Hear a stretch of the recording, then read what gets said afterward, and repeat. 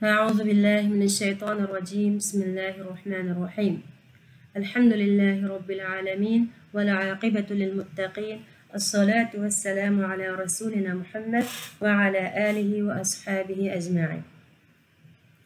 Bugün sözleydiğen dersimiz 3. ders Allah'ın el-alim sübti. Allah'ın el-alim sübti. Bugün bu dersimizde, bugünkü dersimizde öğrendiğimiz mezmunlarımız birincisi el-alim'nin ma'nosini mu, ikincisi Allah'ın hemmini bilgücü zat ekanligini, el-alim ekanligini Kur'an-ı Kerim'deki ayetler orqali tushunib boqamiz. Üçüncüsü Allah'ın el-alim degan ismini o'rgangandan keyin qanday manfaat olamiz. Mushu 3 tem to'g'ri so'zlaymiz. Men sizlarga birinchi ikkinchi temani so'zlab beraman, uchinchi temani sizlardan so'rayman. Shuni diqqat qilib o'tiringlar. Allah'nınki 99 ism sifati var. Allah'ın Er-Rahman, Er-Rahim deb shunday 99 ism sifati var. Biz bugun o'rganmoqchi bo'lgan mushu El-Alim degan sifati, El-Alim degan sifat qaramaydi bakana. El-Alim degan sifati Qur'on Karimdagi 99 sifatninki birisi. Allah'ın 99 ism sifatiniki birisi. Evet, Allah'ın ismi deb bilsak bo'ladi. Bu El-Alim degan nima degan gap desanglar, El-Alim deganimiz Arabcha tilg'i bo'lib, yani Qur'on Karimda Alimun Hakim, Alim degandek Alim degan bu nima bu kalima nihoyatda ko'p uchraydi. Alloh taoloninki nihoyatda bilimli zot ekanligini, bilguvchi ekanligini bildirib turadigan bir ism. Buning ma'nosi nima desanglar, Allah hammani bilguvchi va Allah bilmaydigan hech narsa yo'q deganlik.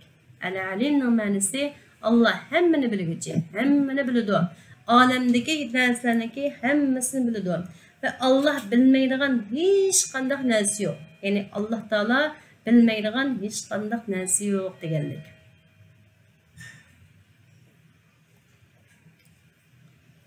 Endi bu to'g'risida biz Taha surasining 98-oyatini ko'rib boqaylik. Bu oyatda sizlarning ilahinglar bir ilahdir deydi. Onun başqa hech ma'bud barhaq yo'qdir.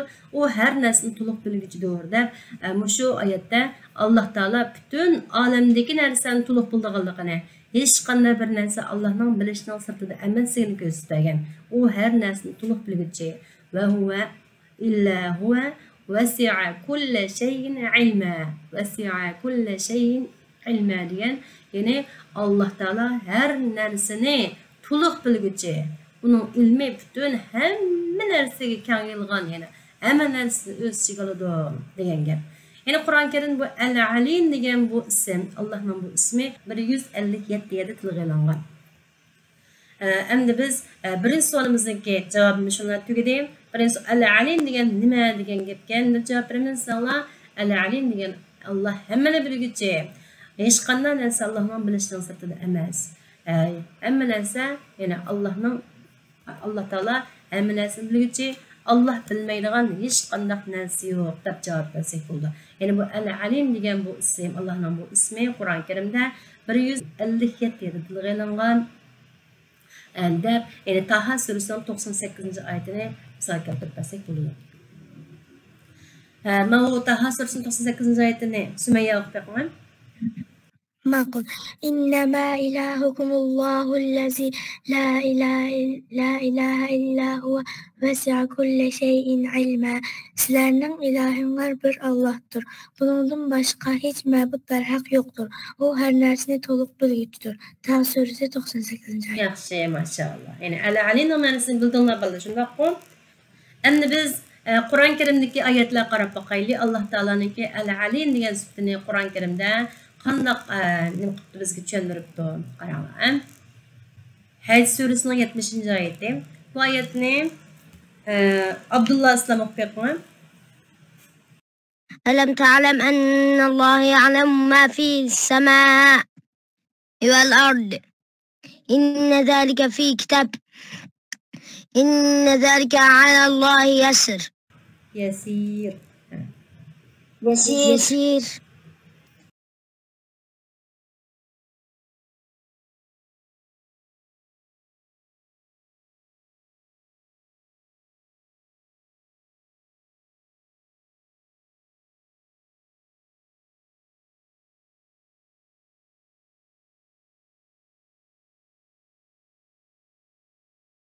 Yaxshi, maşallah. Yani Allah Taala asman ve zeminlik narsalarni hammasini bilib turdi. Alam ta'lam anna Allah ya'lamu ma fis semai vel ard. Bu bilmemsenki, alam ta'lam degan bilmemsenki degan gap. Anna Allah haqiqatan Allah Taala ya'lamu degan biludi dedi. Bilib turdi. Ma fis semai vel ard. Belki as-sema degan asman degan, vel ard şu zemin. Ma degan narsa. Yani asman ve zemindeki narsaning hammasini bilib turdi. Bilib turganligini bilmemsen deydi. İnne zalike fi kitab, bularning hammasi kitobdayım. Lavhul mahfuz yozilgan. Bu lavhul mahfuz degancho şu Allah Taala insonlarni yaratishdan burun, ruhlarni yaratish burun lavhul mahfuzga hammani bitib o'tgan. Taqdirini yozgan kitob bu lavhul mahfuz degan. Bütün insonlarning hammasining ahvolini Allah Taala lavhul mahfuzga yana qalamni yaratgandan keyin avval qalamni yaratgan Allah Taala undan keyin yoz degan qalamga. Nimani yozma degandan keyin shuna bütün taqdirni yozgan deb taqdirni yozgan kitob lavhul mahfuz. Ondan keyin mushu taqdir lavhul mahfuzda yozilgan bo'yicha ondan keyin Allah Taala bütün narsani yaratib, ondan keyin hozirgidek bir hayotliq nimqilgan barliq kelgan. Ya'ni lavhul mahfuzda qanday yozilgan bo'lsa shunday bo'ladi. Bizning ishlarimiz bu masalan bir özümüz misal qilsam, bizning ishlarimiz lavhul mahfuzda qanday yozilgan bo'lsa, shu taqdirni ko'ramiz. Alloh taolo hammani yaratishdan burun hammani bildi. Mau bandam tug'ilgandan keyin mundaq bo'ladi. Ota-onasidan palani yerda yashaydi. Ma maktabda o'qiydi. Munda xizmatni qiladi. Deb Alloh taolo bizning yaratishdan burun hammamizni bilib bildigan bo'lishqa lavhul mahfuzga yozib etgan. Shu yozilgan bo'yicha shundaq hayot kechiramiz. Yani bu taqdir meselesini biz keyingi dersler söze yazganlar. Taqdir meselesiga bugün o'tmay turaylik. Lavhul mahfuzani bilmay qolmanglar deb tushuncha berdim. Bu yeni bilish haqiqatan Allohga oson. Haqiqatan Allohga oson. Chunki Alloh taolo yaratdi shundami? Osmonni yaratdi, zaminni yaratdi, hammasini kun dedi bo'ldi. Yani o kun deyishdan Alloh taolo hammani yaratgan, nihoyatda mukammal shaklda yaratgan. Bunday yaratish qodir bo'lgan zot onu bilishga albatta qodir. Hammani biladi. Hamma yerini biladi. Allohga nihoyat oson. Endi Allohning bilishini biz oyatlar bo'yicha ko'rib boqaylik. Alloh taolo bunda osmonlardagi va zamindagi narsani biladi dedi. Avval osmonga kelaylik. Alloh taolo osmondagi shu yulduzlarning nurg'unlagan son-sanoqsiz yulduzlar bor shundami? Biz bularning sonini bilmaymiz, ammo Alloh taolo ularning sonini biladi. Hozir astronomiya olimlari shu olamninki chegarasini tep chiqqani yo'q. Shundan Alloh taolo Qur'on Karimda olamni biz davomli kengaytirib turamiz degan bo'lg'achqa olam davomli kengayib turadi. Yangi yulduzlar shekli Alloh taolo yangi yulduzlarni yana yaratyapti degandek olam bag'onsida kengayadi. İnsanlar onun chegarasini, olamning chegarasini bilishga qodir emas. Ya'ni ajoyib, ya'ni son-sanoqsiz biz hesaplayolmaydigan, bilmaydigan darajada shunday ko'p osmon jismlari bor, osmon qarsak. Endi Alloh taolo cho'mishlarning hammasini bilib turdi. Ularning sonini bilib turdi, harakatini bilib turdi, qaysi yulduz qaysini orbiti bilan qaysi yo'ldan mangadi. Alloh taolo hammasining harakatini, hammasining ishini bilib turdi. Nihoyatda inchik holatda bilib turdi. Bu yulduzlarni Allohning buyrug'i bilan aşı qayerda mang degan bo'lsa shu yerda mangdi, shundami?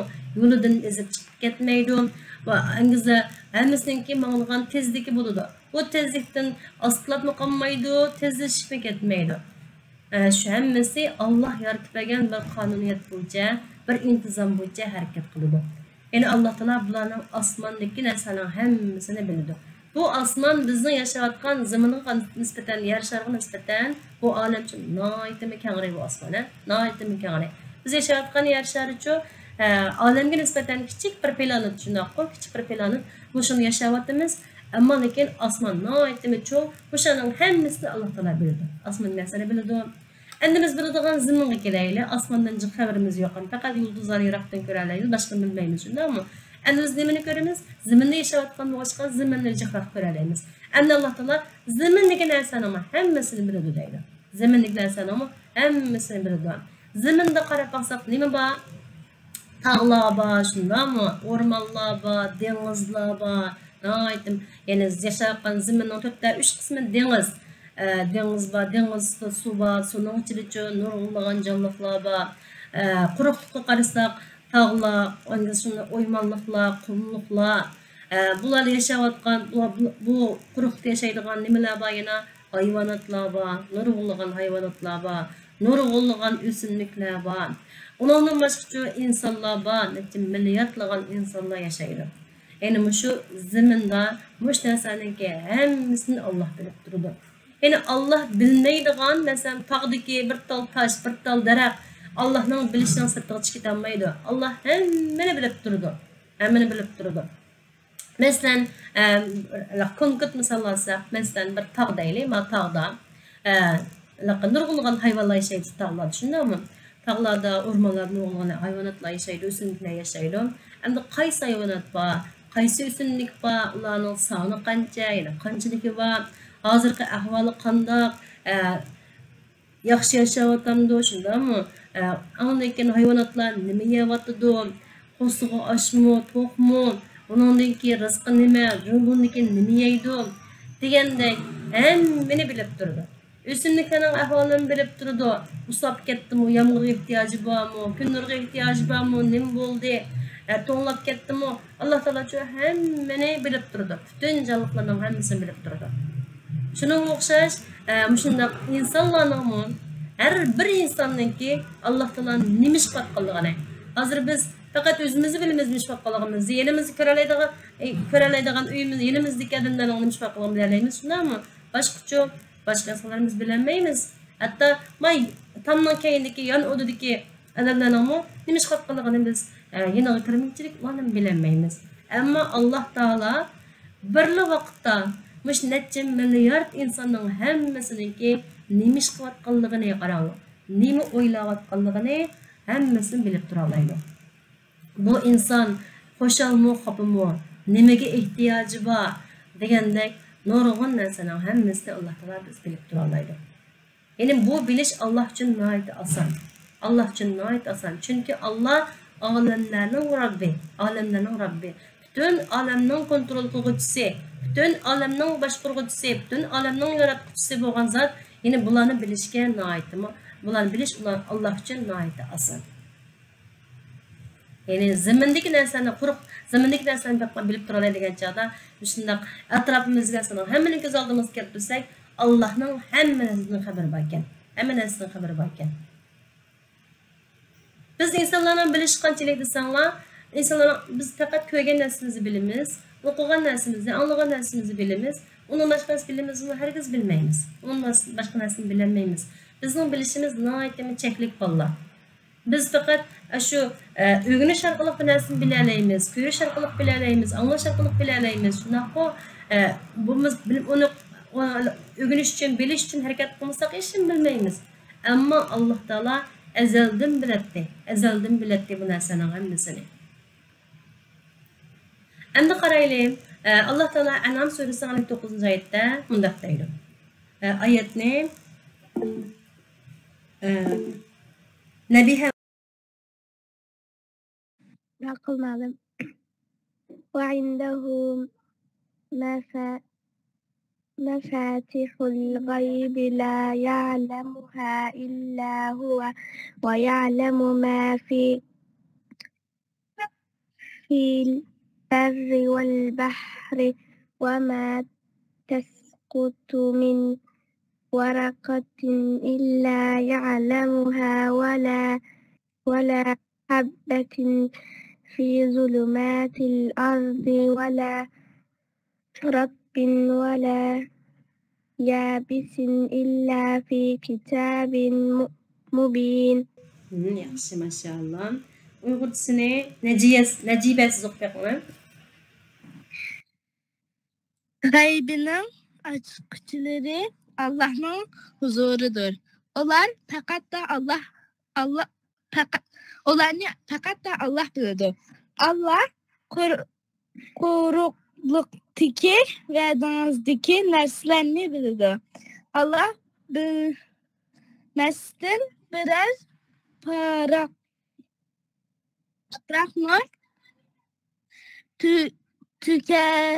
neydi? Ziminin karanlıkları içindeki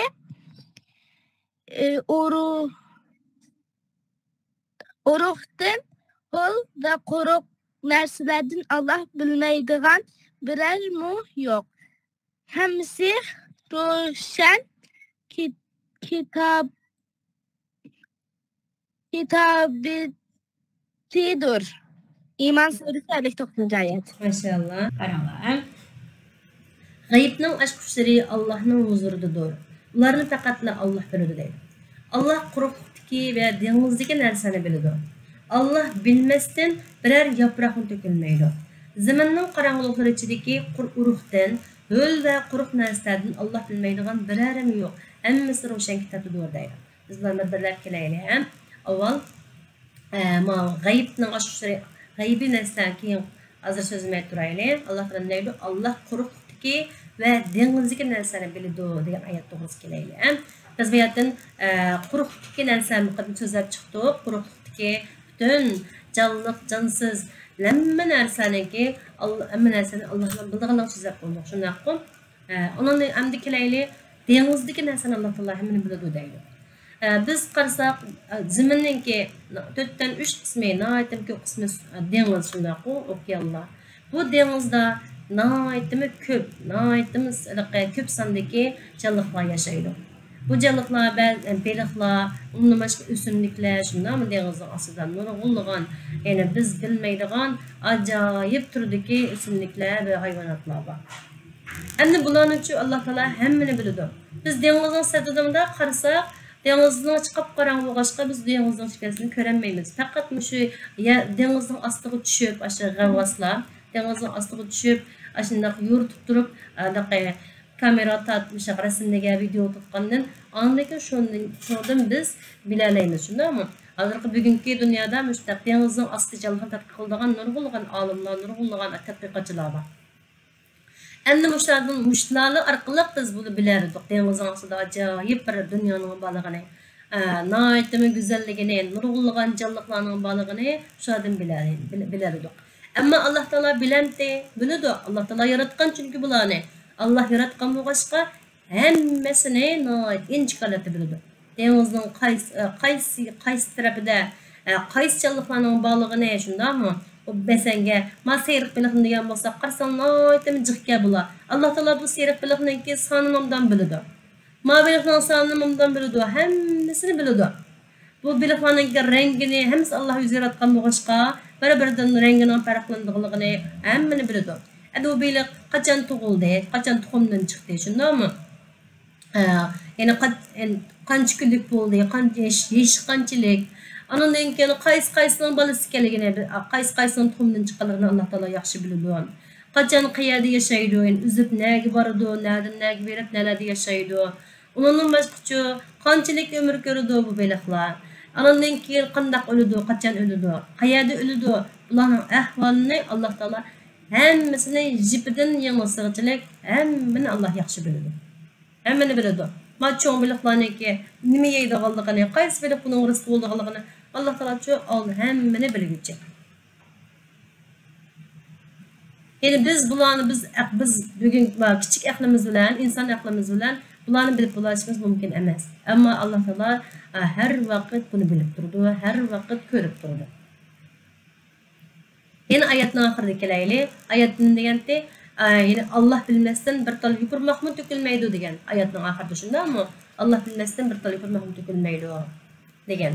Onun boshqacha ayetni kelib qo'ymoqda mana. Qaranglar, Alloh bilmasdan biror yaproqmi to'kilmaydi va zaminning qorong'uliklari ichidagi urug'dan, ho'l va quruq narsalardan Alloh bilmaydigan biror ismi yo'q dedi. Endi bularni tushuntirib boqaylik. Ya'ni Alloh taolo daraxtning qurmoqning misol keltirdi, shundaqmi? Alloh taoloniki bilmaydigan bir tal yupurmoqmi yo'q. Alloh bilmaydi bir tal yupurmoqni daraxtdan to'kilmaydi deydi. Alloh taolo qaranglar, bir tut daraxtning ustida qancha tal yupurmoq bor, ularning sonini biladi. Biz yupurmoq sanab bilishimiz mumkin emas. Bir kichik daraxtning yupurmoqni sanab bo'lmaymiz. Ya'ni Alloh taolo mush daraxtda qanchalik yupurmoq bor, qanchalik mevasi bor, qanchalik guli bor. Alloh taolo hammasini yaxshi biladi. Yerga tushgan g'azonning sonini ham yaxshi biladi Alloh taolo. Yerga tushgan g'azonni biz desab o'tib ketamiz shundaymi? Oshlarning sonini ham Alloh taolo aytib biladi deydi. Allah bilmezden bir tal yupurmaqni to'kilmaydi deydi. Bir tal yupurmaqni daraxtni to'kilgan yupurmaqni, ya'ni Allah bilmezden to'kiladigan ish yo'q. Allah shuni hammani bilib turdi deydi. Anandan keyin Alloh taolo qorong'u yerning ostidagi yo'l quruq hamma narsani bilib turdi dedi. Qorong'u yerning ostidan qarasak, o'zining yıldızları var biz bildiğin. Yıldızları başında mesela urug' tushdi deyli to'piga, yerdan tegib urug' tushgan bo'lsa, şu urug' bixilniyotdandu, sesib ketdimi, shundami? Undagi yıldız chiqadimi, yıldızi qanchalik darajada? Biz mana to'pidagi mayani ko'ralaymiz, shunda ma'lni ko'ramaymiz qaranglar. Mana to'pining tagidagi ma'lni ko'ramaymiz, ma'nini ko'ramaymiz, ma'ni ko'ralaymiz. To'piga chiqqandan keyin ha, voy ma unib chiqibdi deb ko'ralaymiz. Undan keyin voy mashdan bir ma'qubdi deb ma yo'g'onligini ko'ralaymiz. Amma to'pining tagidagi narsani ko'ramaymiz. Faqat ko'chirib baqsaq bu o'ladi, shundami? Bu to'pining ostidagi narsani Alloh taolo hammani bilib turdi. Uning yıldız chiqish ahvolini hammasini yaxshi biladi Alloh taolo. Undan boshqacha qorong'u yerning ostida nurg'unlagan jonliqlar bor. Masalan, biz biladigan sazon, to'pining tagida yashaydigan sazonlar bor. Bu sazonning butun ishidan Alloh taolo xabardor. Hammani bilib turdi. Undan başqa yerlarga qarasanglar, to'pining ostida nurg'unlagan shu kan boyliqlari bor. Alloh taolo biz insonlarning paylaşını yaratib bergan nurg'un kan boyliqlari bor. Neft bor, oltin bor, shunday qo'y. Nurg'un narsalar bor. Yani Allah taolo bularning ahvolini yaxshi biladi. Yani qaysi metal yoki qaysi kan boyliq nada, qanchalik bor, Alloh taolo buning hammasini nihoyat yaxshi biladi. Yani tuproqning ostidagi ho'l quruq hamma narsani Alloh taolo nihoyat yaxshi bilguchi. Biz ularni ko'lab boqmoqchilik, shu tekshirib boqmoqchilik, jabat atmoqchilik, kichkina bir yerdagi to'pining ostidagi bilmaymiz. Ama Allah taolo bütün zimindagi to'pining ostida nada nima bor, hatto sazonning harakatigachilik hammani Alloh taolo bilib turdi. Endi Allohning bilishini abatni ko'rdik. Allah taolo yani quruq osmondagi, zimindagi, shundaymi, dengizdagi, daraxtlardagi hamma narsani Alloh taolo keltirgan misollar faqat ko'rib o'tdik. Buni men demadim Allah. Alloh taolo Qur'on Karimda aytgan misollarni keltirdik. Allah yana shuni hammani bilib turdi ekan. Ana bu bilishniki alohidligi nima? Qanday alohidligi va insonlarning farqlangan alohidligi nima desa, birinchisi Allah bilginni hargiz unutib qolmaydi. Biz insonlar unutib qolamiz, shundaymi? O'rgangan narsamizni, yodlagan narsamizni takrorlab tursak unutib qolamiz. Ammo Alloh taolo hargiz unutib qolmaydi. Allohning ishida, Allohning bilishida unutib qolish degan narsa mumkin emas. Unutib qolamo degan narsa mumkin emas. Hargiz unutib qolmaydi. Onun ikinci Alloh taolo bilishda xatolashib qolmaydi. Hargiz xatolashib qolmaydi. Hamma narsani to'g'risini aniq biladi. Ama biz insonlar uchun nurg'un narsa xatolashib qolamiz. Shundan nurg'un narsa xato o'rganib olamiz, xato bilib olamiz, xato yomon gumon qilib qolamiz degandek. Ammo Alloh taolo uchun hech qanday bir ishda xatolashib qolmaydi.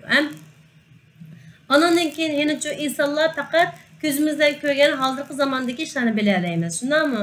Tarixdagi bo'lgan tarix kitoblarini o'qiganimizcha bila olamiz. Undan ortig'ini bilmaymiz. Kelgusini hech bilmaymiz. Erta nima ish bo'lganini hech bilmaymiz. Ammo Alloh taolo uchun azaldan tortib, burundan tortib hammani biladi. Burun bo'lgan ishlarimizni biladi. Hozir bo'layotgan ishlarni bilib turadi. Kelgusida bo'lgan ishlarni hammasini biladi. Ya'ni Allohning bilishi zamonning cheklamasiga uchramaydi. Zamonning cheklamasiga uchramaydi. Ya'ni Alloh taolo nihoyat mukammal holatda bilguchi. Nihoyat mukammal holatda bilguchi. Hech qanday bir inson yoki bir nimaniki bu bilishda tanglish Alloh taolo ولم يكن له كفوا أحد قل هو الله أحد كتاب سرسلاغو ولم يكن له كفوا أحد إيش قلنا في الناس ولو تنظش بولان مايدو وداب يعني بو الله ما بلشي إيش ما تنظش بولان مايدو الله بو بلشتا يكي جيغان زات الله تن başqa yana shundaq amana bilaman deydigan bir narsa tepilmaydi. Hech qanday bir narsa men hargiz o'qunimni unutib qolmayman. Hech qanday narsani xatosiz hamma narsani bilaman. yoki burunqi narsani hozirgi kelgusi narsani hammani bilaman deydigan hiç Allah'tan başka hiçbir mahluk yok. Hiçbir nesli yok anne. Bu biliş Allah'la has. Allah bu bilişte yekki yegane. Endi keleyli ma ayetnin ve sana okualım. Ustaz ne yapsam bulamda? İsminiz değil mi? Ustaz. Müslimesi bir okuma kendin başka olsun. Tamam. İnna Allaha alimu gaybis semavati vel ardı innehu alimun bizatis sudur. Uygur'sunu okuyalım siz. Allah hakikaten asmanlardaki ve zamanlardaki gaybini bilgüçüdür. Allah hakikaten dillardaki sırlarını bilgüçüdür. Sure Fatır Sure Fatır 38. ayet. Yaxşı, maşallah. Maşallah, karanlık. Hakikaten Allah Teala asmanlardaki ve zimindeki gayibni bilgüçü. Gayibni bilgüçü. Endi gayib degani degan gap desanglar, biz insonlar ko'ranmaydigan, bilinmaydigan ishlarni g'ayib deymiz. Ya'ni Allah bu g'ayib degan masalanga biz farishtalarni ko'rolmaymiz, lekin farishtalar baliq ishini shundaymi? Farishtalar g'ayib hisoblanadi. Masalan, jinlarni shunda, ularni biz ko'rolmaymiz, bunlar g'ayib bo'ladi. Aşkına okşaş, biz göremeydiğin işlerini biz gayip de, bilemeydiğin işlerini biz gayip de atayımız. Endi fakat Allah'a biladiğin gaybi işler tövendeki ayette nait iniq sözlengen. Allah Teala Kur'an-ı Kerim'de fakat menle bilmeyen bu gayb işlerini menle bilmeyen de o işlerini sözümüzge sanat bergen Kur'an'a. Bu gaybi işlerini insanlardan bilerleşi mümkün emez. Ama eğer de men muşunu bilemem, men bilemem bu gaybni deb da'vo qilgan bo'lsa bu bir inson bu iloh davos qilgan bo'ldi. Iloh davos qilgan bo'ldi. Biz unaga ishonsak, biz ashuni Allohni qo'yib, ashuni o'zimiz Allohga sherik keltirib ishongan bo'lamiz. Shunashqa bu g'ayb masalasi nihoyatda muhim bir masala. Bu g'aybni faqat Alloh biladi. Buni biz insonlar hamma bilamiz deb da'vo qilsak, biz yo'ldan ezib ketamiz. Qaranglar. Allah Teala bildiğin gaybi işlerini Luqman suresindeki 34. ayette bir sözler vardı. Ayette bir sınav okup yapınlar. Hadice Aziz'in İnna Allaha indehu ilmus saati ve yunazzilul gayse ve ya'lemu ma fil arham ve ma tedri nefsun maza teksibu gada ve ma tedri nefsun bi ayyi ardin temut. İnna Allaha alimun habir. Maşallah, maşallah. Bek yaxshi o'qiydingiz. Endi buniki ma'nosini qarab boqaylik. Ma'nosini Fatima opamsiz? O'qiy olamsiz? O'qing. Kıyametinin bulduğun vakti. Doğrusideki bilim hakikaten Allah'ın daragıdır. Allah yağmurunu öz belgilegen vakitte ve öz belgilegen cayda yağdırdı.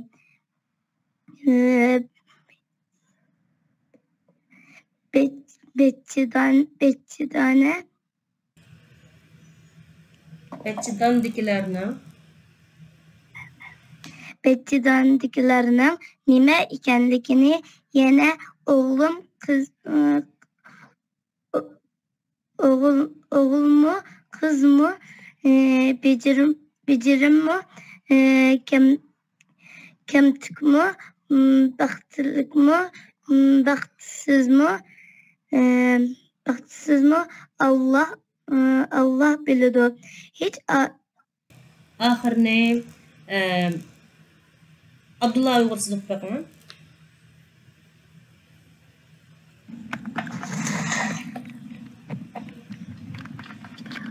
Hiç Adem erten nimetlerini kılıdığanlıkını yani onunla nime iş bulduğanlıkını yaxşı yaman işlardan nimalarni qildiganligini bilmaydi.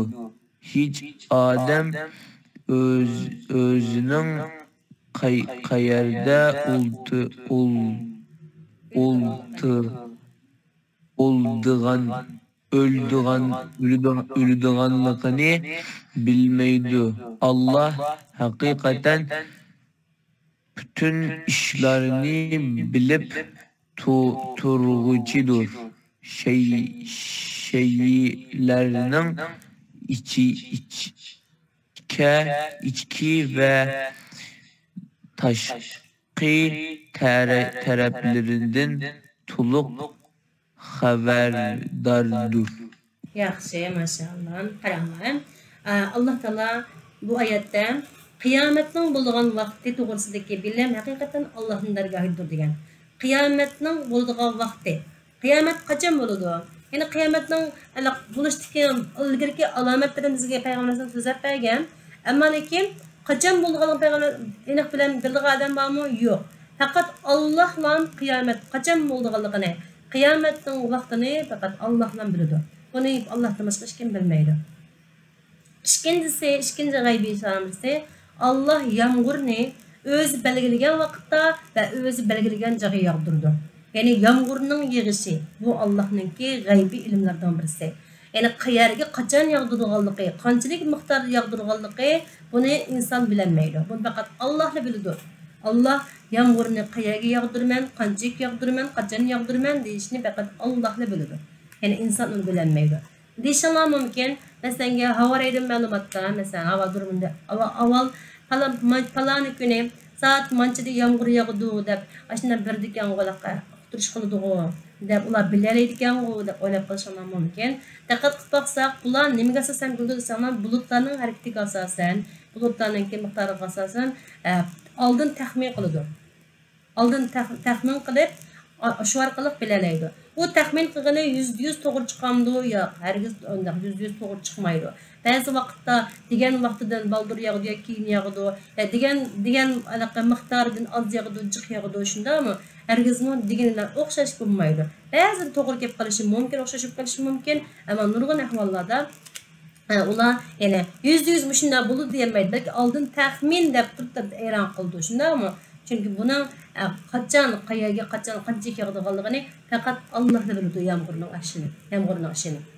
Ya'ni bugungi dunyo shuncha taraqqiy qilib ketdi bolalar, ajoyib taraqqiy qilib ketdi. Shuningdimi insonlar bilalamdi bu ishni bilmaydi, chunki bu Allohning biladigan ish bo'lg'achqa inson qancha taraqqiy qilsin, qanchalik ilgirlab ketsin, Alloh biladigan ishni bilaman deb o'zi oldiga chiqolmaydi. Uchinchisi Bachadandiklarning nima ekanligini Alloh biladi. O ananing qo'sig'idagi balaning gapi bu. Ananing qo'sig'idagi balaning qanday ekanligini Alloh biladi. Ya'ni bu ananing qo'sig'idagi bala o'g'ilmi, qizmi, bijirimmi, kamtikmi, baxtlikmi, baxtsizmi, buni Alloh biladi deydi.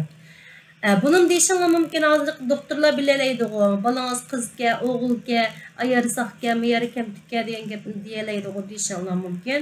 Bularcha desanglar doktorlarning bilishi nihoyatda cheklik. Allah Taala bu qo'saqdagi balani Allah Taala o'zi yaratganlik uchun buningki qanday qiladi ekanligini, shundami? Cho'ng bo'lganchada masalan o bala kasalmi, saqmi, shundami? Cho'ng bo'lganchada baxtlilarni baxtsiz bo'lamdi. Ondan keyin bu bala cho'ng bo'lganchada Allohni tunadigan bir inson bo'lamdi, qanday bo'ladi? Degandek, yine onundan keyingi işlerini, qo'saqdagi ahvoldan boshqa tug'ilganning keyingi ishlarining hammasini Alloh taolo nihoyatda to'liq bilalaydi. Endi doktorlarning bilishi qanchalik desanglar, masalan shu nimada, ultrasonda ko'radi, shundami? Ultrasonni ko'radi, ko'rgini deydi. O'g'ilkan, qizkan deb ko'ralgan bo'lsa, alomatlarini shu orqali uni deb beralaydi.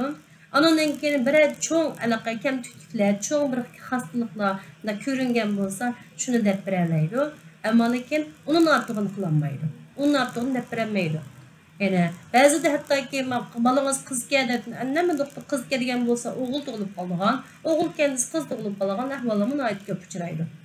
Ya'ni bu doktorlarning bilishi nihoyat cheklik, jihozlarning, elektron jihozlarning yordami bilan cheklik doirada bilalaydi. Bu bizning buni taraqqiyot deb tushunsak bo'ladi. Ammo Alloh taolo Yani bu balanınki bütün ahvallarını mesela şu qosaqdagi vaqtda nima o'ylayotdi u bola, nimani ko'ryapti shunday mi? Ondan keyin nimani aloqa qo'sig'i qandoq, qancha uzuqqa ketishyaptimi, yetishmayaptimi degandek aloqa bütün ahvolini hammasi Alloh taolo biladi. Bu bola aloqa sog'-salomat tug'ilamdi, tug'ilmamdi, yoki chukib qolamdi deganni Alloh taolo biladi. Doktorlar bilalamdi, bilinmaydi. Balki risk var degan gapni deyolmaydi. Bunda bo'lishi mumkin deb taxmin qila oladi. Ammo lekin doktorlar hargizmi net aloqa aniq bir shaklda bilishi mumkin emas. Aniq shaklda bilishi qat'iy mumkin emas. Yani Allah'ın bilishi nihoyat mukammal holatda, to'liq holatda, to'g'ri holatda bo'ladi. Bu qosaqdagi bolaning sirtqi fizikalik ahvoli bilib qolmasdan balki ma'naviy ahvolini, ondan keyin tug'ilgandan keyingi ahvolining hammasini Alloh taolo biladi. Buni Allohdan boshqa hech kim bilmaydi. Ota-onasi bilmaydi. Meni bolam tug'ilgandan keyin baxtli bo'ladi jumo. Meni bolam tug'ilgandan keyin bunday bo'ladi deb ota-onami hargiz deyolmaydi. Bunu faqat Allohni bilalaydi. Bu ikkinchi Allohdan bildigan Allohning g'aybiy ishlarining uchinchisi. To'rtinchisi hech odam ata nimalarni qilganligini, ya'ni uning nima ish bo'lganligini, yaxshi mansadan nima qilganligini bilmaydi. Ata nima ish bo'lganligini hech kim bilmaydi. Hech kim bilmaydi.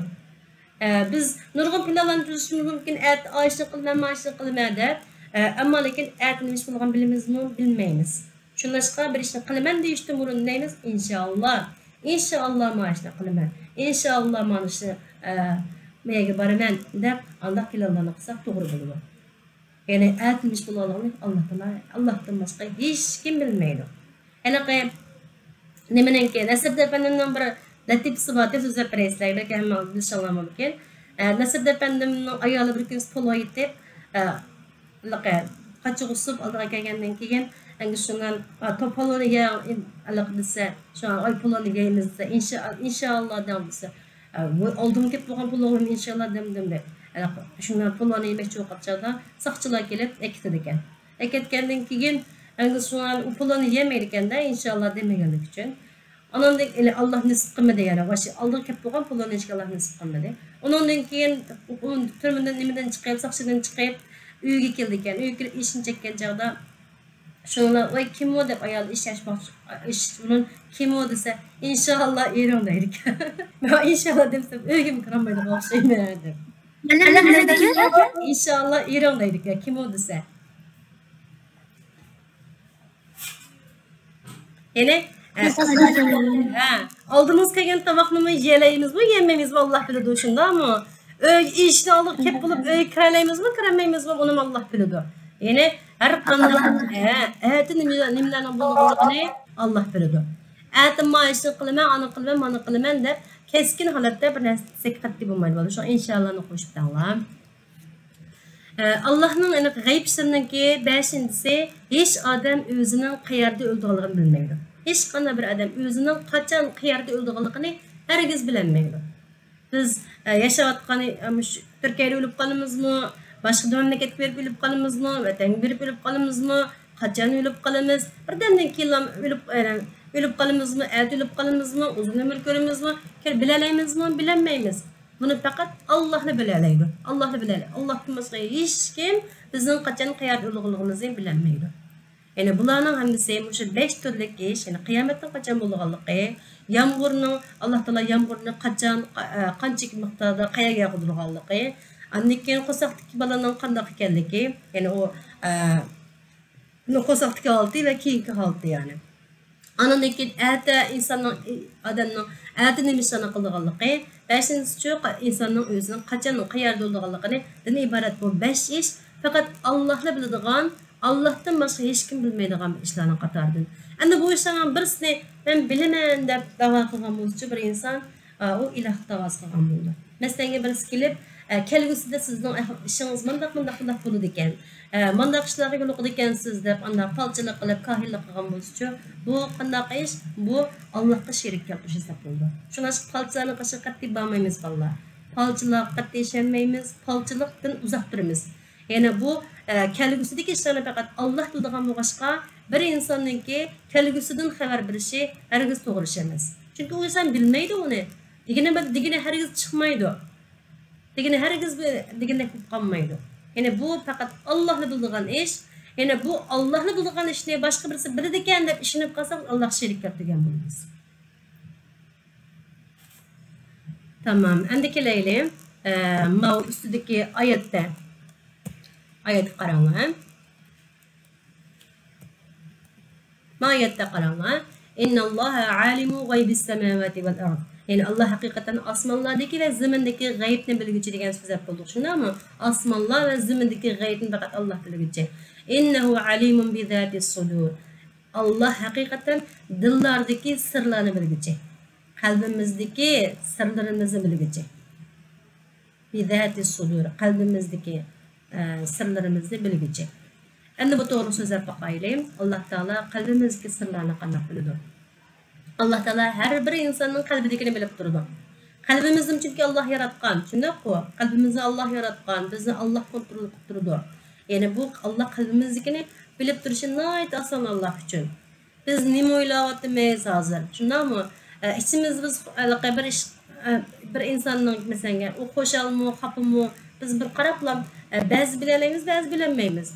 Razımı, narazımı, yaxshi ko'rdim bir narsani, yaxshi ko'rdimmi, yomon ko'rdimmi? Anadaki nimalarni umid qiladi inson, nimalarni tuzyapti. Yani bularning hammasi faqat alam inson o'zini bildigan shundaq bir inson o qarab bilmaydi. Ammo Alloh taolochi hammani bilib turdi. Bir ishni samimiylikdan qilatamdi yoki uning riyogarlashib qilatamdi. Alloh taolo bir insonning qalbidagi o'ylagan yaxshi yomon ishlarini, xiyollarini hammani bilib turdi. Hammani bilib turdi. Yani biz mesela dua qilgan vaqtimizda ba'zida ichimizda başka anlatmayı durup kalbimizde kalan emasmi Allah Taala albatta biladi. Kalbimizden qilsam Allah Taala bilib turadi.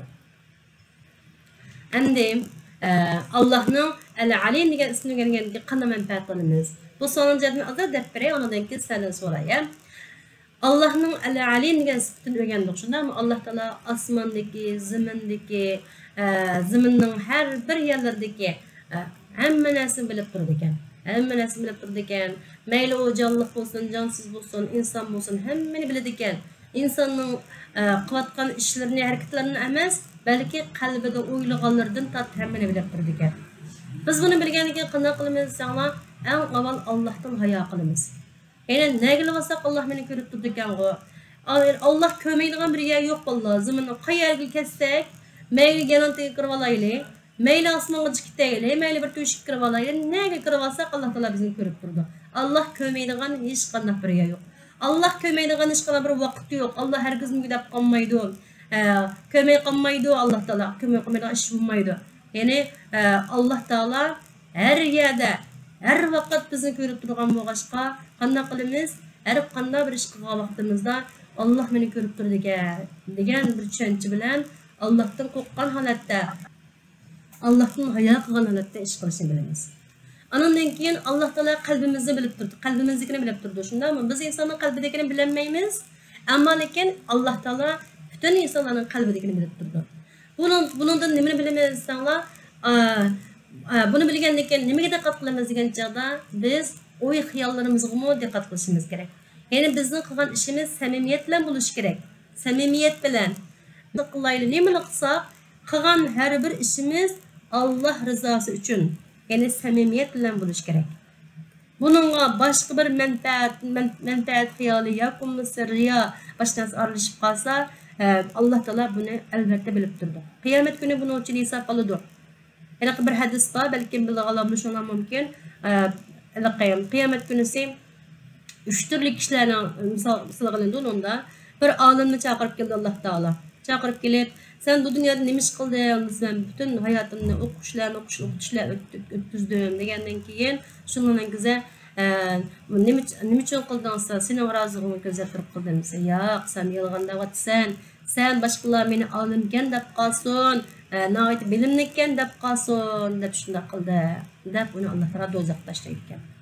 Ondan keyin bir boyna keladi ekan, u boyna bayırdımı bu dünyada nima ish qilding degandan keyin Allah Taolo, "Ey Allah, siz menga nurg'un boylik bergandingiz. U boylikni sizning yo'lingizni ishlatdim" degandan keyin sizning rozilig'ingiz uchun sizning yo'lingizni ishlatdim desa, "Yo'q, sen yolg'on gap qilsa. Boshqalar meni sehiy ekan deb qolsin, navoit mard odam ekan deb qolsin" deb Onun mallarını başkalarına berdim. Mening razılığım üçün qilmadan deb, uning uchun do'zax tashlaydi ekan. Yana bir mujahid keldi ekan. Allah yo'lida kurash qildim deb, ashuna jihad qilgan bir kishi keldi ekan.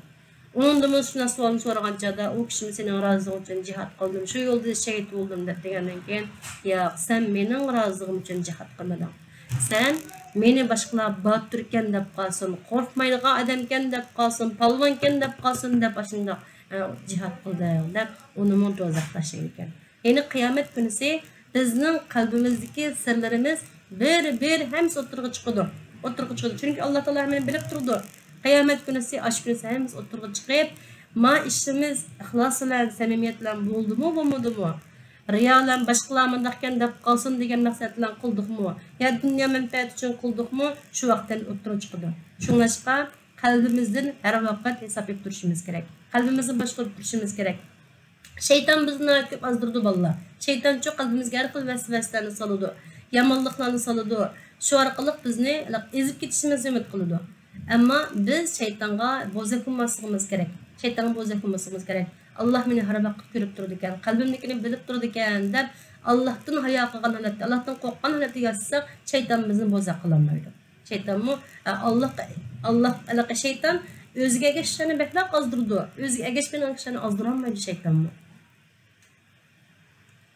Yeni bir iş Allah bizim kalbimize bilip durdu. Şundan mı? Biz insanlar başkanın kalbini bilemeyiz. Bunun nimi dikkat kılınır insanlar başkalarının işini mesela yaman guman kılmasınız gerek.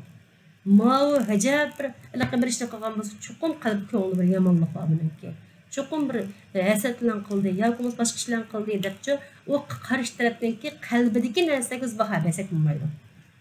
Biz başkalarının kalbiden baha birişke aciz. Hech qanday bir inson boshqalarning qalbidagi ishlarga baho berolmaydi. Mundaq o'ylab qolgan bo'lishi mumkin deb yomon gumon qilsak, bu shaytondan. Yomon gumon qilish butun yomonliklarning hammasiniki manbasi. Hamma narsa yomon gumon qilishdan boshlandi. Avval yomon gumon qilamiz, undan keyin uni o'sh ko'ramiz, o'sh ko'rgandan keyin uning g'aybatini qilamiz, undan keyin unga dushmanlik qilishga boshlaymiz. Degandek, shundan bu yomon gumon qilishdan oxiriga veribchi dushmanlashish, andakin bölünüş şundan kelib chiqadi. Nurg'un yomon oqibatlarning hammasi shundan kelib chiqadi. Shunlashqa boshqalarning qalbidagi narsaga qat'iy baho bermanglar. Og'izdan chiqqan gapga qotgan ishni qarta baho bersak bo'ladi, ammo qalbidagi narsaga qarta o'zingizlarcha mundaq o'ylayotgan bo'lishi mumkin deb o'ylasanglar, cho'qim xatolashib qolasizlar. Yaxshi o'ylab bo'ldi. Yaxshi tarafdan o'ylab bo'ldi. Balki bu yaxshilikni o'ylab qilgandir deb yaxshi tarafdan gumon qilsak bo'ladi. Ama yomon tarafdan gumon qilgan bo'lsak-chi, biz nihoyatda qattiq xatolashib qolamiz.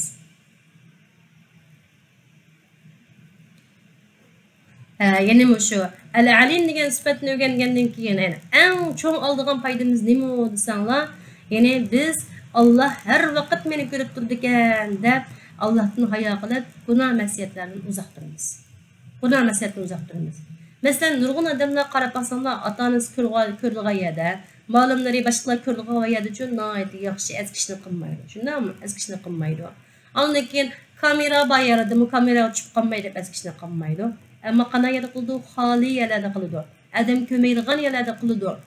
O adam ko'maydigan yerda Alloh ko'ramdi. Albatta ko'rdi. Alloh albatta bilib turdi hamma narsani. Qalbimizga bilib turgan yerda qilganingiz bilmamdi. Alloh hammani bilib turgan bo'lgancha ma xoli ekan, ma qivolay. Anam kömeydi ekan, başqalar kömeydi ekan deb undaq yomon ishni qilsak, Allohning oldida qiyomat kunisi hamma ishimiz oshkorlanadi. O'sha kunisi bir hisob berish to'g'ri keladi. Shunlashqa mayli uch oshkor yerda bo'lsin, mayli xoli yerda bo'lsin, cho'qim Allohning bizning hamma ishimizni bilib turganligini har vaqt esingizda tutinglar. Shu vaqtda biz to'g'ri yo'lda mangan bo'lamiz, ishlarimiz to'g'ri durust bo'ladi, durust odam bo'lgan bo'lamiz. Qiyomat kunisi hisobimiz oson bo'ladi. Gunoh masiyatlardan biz yiroq bo'lamiz. Shayton bizni ozdirolmaydi u vaqtda. Ya'ni bu al-alim sifati, yani Allohning al-alim kelganini bilish bizga gunoh masiyatdan uzoq turib, shu jannat kirishimizga vasila bo'lgan bir cho'ng bir ilm. Nihoyatimiz manfaat qilgan bir ilm. Mening so'zlarimdan darsim 5-chilik. Endi men sizlardan so'rab boqay vallah. Allah'ın el-alim degan ismini öğrengandan keyin nimalarni his qildinglar, nimalarni bildinglar, endi bilganinglarni deb so'zlab berqinglarchi, qaysini so'zlab baqsizlar? Ben söyleyeceğim söz ben nefsi yazılar. Tamam, so'zlama. Allah biz yalnız yer tutsak pəsgə qısaqma Allah'ın anlayalaydıqanlıqı yana biz anımızın yuşunu telefonu tıxıb qoysaqma Allah kürəlaydıqanlıqı. Maşallah, maşallah. Allah razı olsun. Rahmet etmek. Yani biz annemiz bulmagan çağdı mı? Aslında bilmezsen kırap annemiz kıramazsa ondan yok da kırar versek onunla Allah körütüken kim kıyamet günüse belki dozakka kırarlaydı kendisi. Allah keçirib olsun. Sizlar kichik bolalarning qilgan gunohi uchun Alloh taolo do'zaxga kirgizmaydi. Lekin kichigimizni tatqana qilamiz, diqqat qilamiz, Kichigimizni diqqat qilamiz.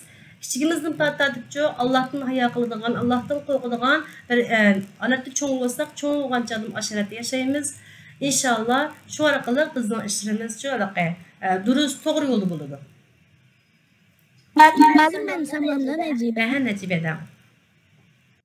Malum mesela abimizden sonrasında veya bir yerden pul alsak mı, oğulluk kıysak mı Allah köreleydi. Evet köreleydi.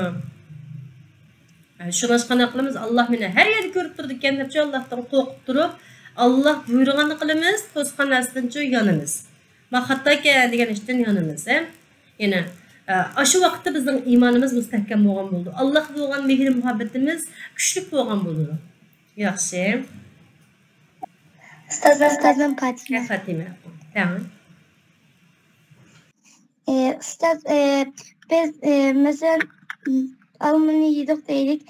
Almanı hiç kim kömeydiğen yerde mesela oğurculuk kılıp yedik. Onu hiç kim kömeydi de gitsek ama onu Allah görüyordu. Dinimizi Allah anlaydı. Yaxshi, maşallah. Allah hemmeni biladi shunday qol. Shunga qanday qilamiz? Allohdan hayo qilamiz har qanday yerda, har qanday vaqtda. Yaxshi, maşallah. Yana qasinglar. Sen. Deb yoqma. Allah Teala bizni her yerde anlaydı, körüdü. Mesela başka yerlerdeydi ki başkasının gaybetini kılsak, yamanlıkını kılsak Allah Teala bizni körüp anlaydı. Şununla insanlara yaxşılık kılışımız gerek. Yaxshi, maşallah. Allah razı olsun.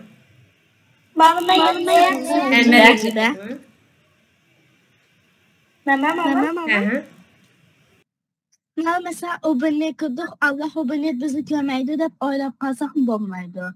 Allah'a neydi köreleydi? Neydi köreleydi, Yaxshi, maşallah. Ne soramı? Kaç yaştan başlap günahlarımız işleydi? Balağat ketgandan başlap, bunu balağatniki muqim bir yaşı yok. Balağat ketgandan tatib, sanaki nimaga alaqa inson cho'ng odam bo'lgan bo'lasizlar. Shuni tatib, namoz o'qimagan bo'lsang, namoz o'qigan jazosi yoziladi. Hamma butun alaqa yaxshiliklar, kuchligan gunohlarning jazosi shar yoziladi. Masalan, buniki taxminiy yashi qizlarning 9 yosh, o'g'illarning 12 yosh deymiz. Hozir balki bundan baldur bo'lishi mumkin ba'zilarniki.